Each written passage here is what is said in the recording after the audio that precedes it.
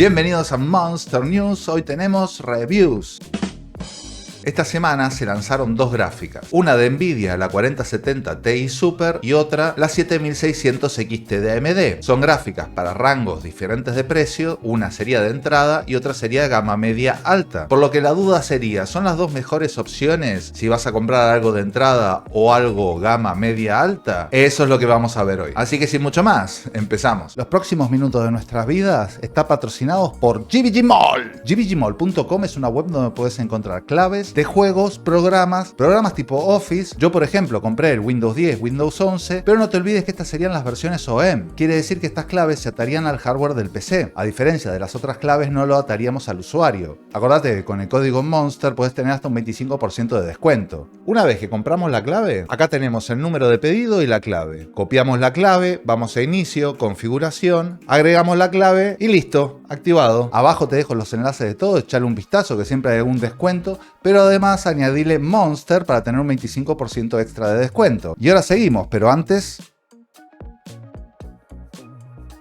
Gracias, GVG Mall. Bueno, como comentaba antes, son dos gráficas. Primero vamos a hablar de la que salió primero, que sería la 4070 Ti Super de Nvidia, y luego hablaremos de la de AMD. Pero también las compararemos a ambas con gráficas equivalentes que tengamos en el mercado. Primero, en la página oficial de Asus tenemos la 4070 Ti Super TUF, que no es la más cara de todas, pero tampoco es la más barata, por 898,99 €. Y por otro lado, tenemos la Power Color Hellhound de AMD, la 7900 XT de 20 GB, por 809,90 €. Para esta mini review vamos a utilizar los benchmarks de Tech Power Up y vamos a ver tres cosas: rendimiento en juegos, rendimiento en Ray Tracing y consumo, además del precio, evidentemente. Vamos con los juegos. Aquí tenemos benchmark de 25 juegos. A 1080p, la 4070 Ti Super nos da una media de 178 FPS.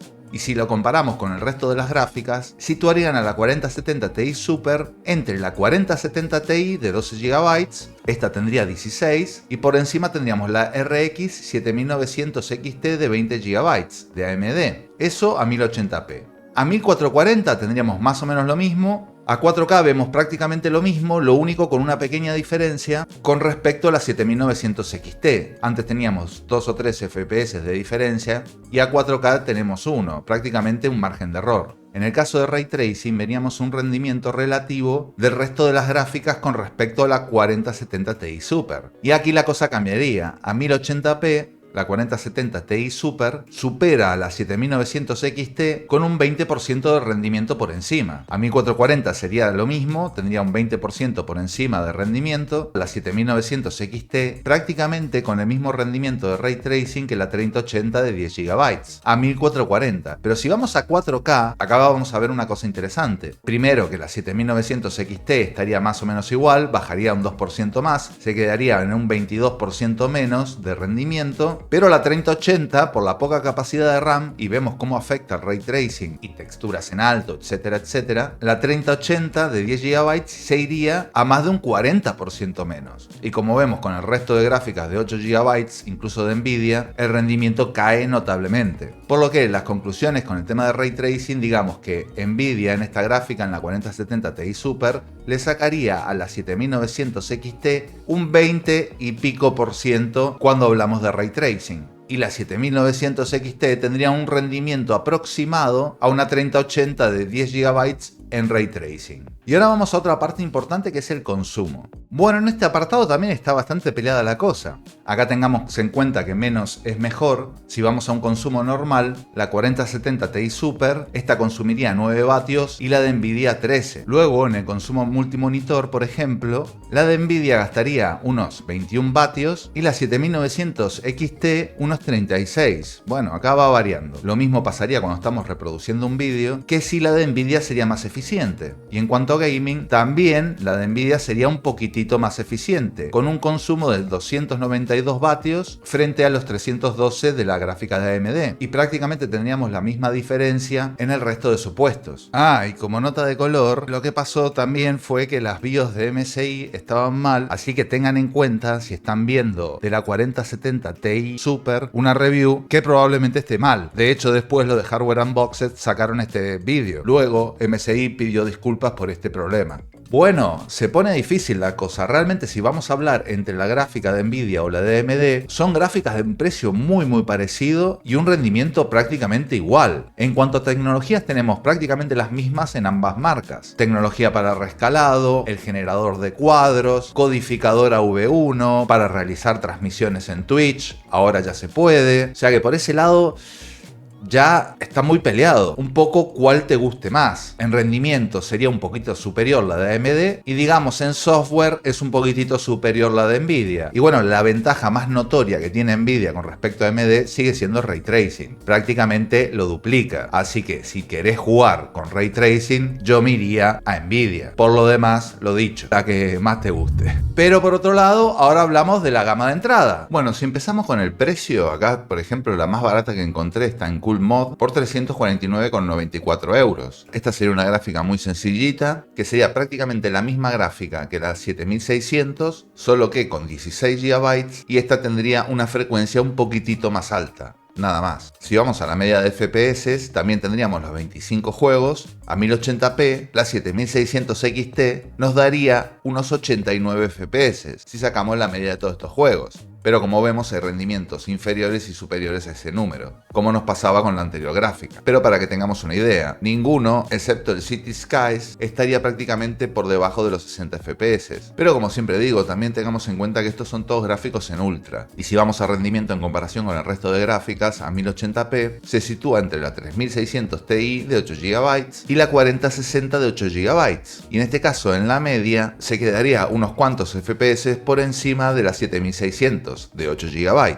Eso a 1080. A 1440 vemos más o menos lo mismo. Vemos que ya en los números les cuesta llegar un poco a 60 FPS y en comparación con el resto de las gráficas, a 1440 estaría prácticamente en el mismo lugar, debajo de la 3060 Ti de 8 GB y por encima de la 4060 de 8 GB. Y acá presten atención que más o menos tendría el mismo rendimiento que la ARC A770. De 16 GB también, promediando unos 60 FPS aproximadamente. Y a 4K vemos varias cosas. Primero que se quedaría ya bastante por debajo de la 3060 Ti de 8 GB, también por debajo de la 6700 XT de 12 GB, que es la generación pasada de AMD, y por debajo de la A770 de Intel, prácticamente por un margen de error, pero así se queda. Y muy por debajo sería la 7600 normal. Y en la parte de Ray Tracing pasa algo curioso, que es lo mismo que vimos con la 3080, y vemos como la memoria de VRAM aquí tendría un papel importante. A 1080p con respecto a la 7600 de 8 GB,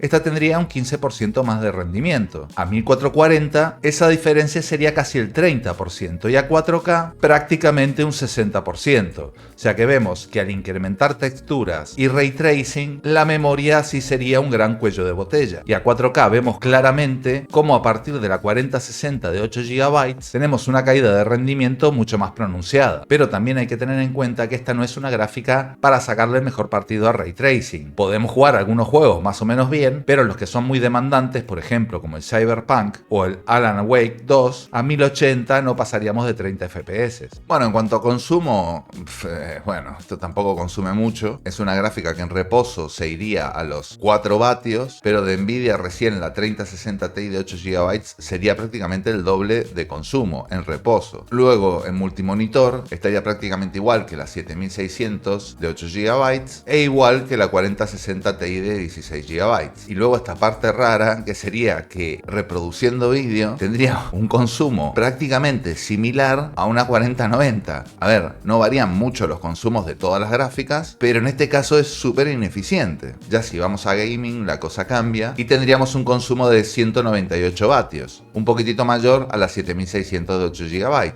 y en cualquier caso mejor que la ARC de Intel, eso también hay que tenerlo en cuenta. Bueno, en esta gráfica tenemos un poquitito más peleada la cosa, tenemos más variedad que con las otras que estuvimos viendo. Aquí ya entraría en juego la ARC 770 de Intel, que tendría 16 GB también. Por el lado de Nvidia, bueno, están las 4060, lo que pasa es que las 4060 tenemos un rendimiento igual o inferior y ya sabemos que está corta de VRAM de entrada. o sea que ahí ni me fijaría. Con respecto en cuanto a diferencia con la 7600 normal, no la XT, si bien le saca algunos FPS, hay que tener en cuenta una cosa muy importante. Hay juegos, y nos ponen el caso de Hardware Unboxed, que nos muestra que te permite hacer una carga cuando tenés en ultra, pero las texturas no te las termina de cargar bien. Como vemos aquí, se nota muchísimo la diferencia. En FPS estaría exactamente igual o muy parecido, pero en calidad visual realmente no. Entonces, entre elegir me quedo con la de 16 GB. Por el precio, si la encontramos aproximadamente por unos 340, lo vería bien. Por encima de ese precio ya nos empezamos a acercar a la 7700 XT, que ya tendríamos un boost un poco mayor. A mismo precio tendríamos las de Intel, todo eso si hablamos de la actual generación. Si no tenemos opciones como la 6700 XT, que tiene 12 GB, que eso va más que sobrado, o una 3060 Ti, bueno, eso ya un poco como veamos en el mercado. Y en cuanto a la de Nvidia, yo en particular, ya metido en esos precios, probablemente me iría a una 4080 Super. Pero la 4070 Ti Super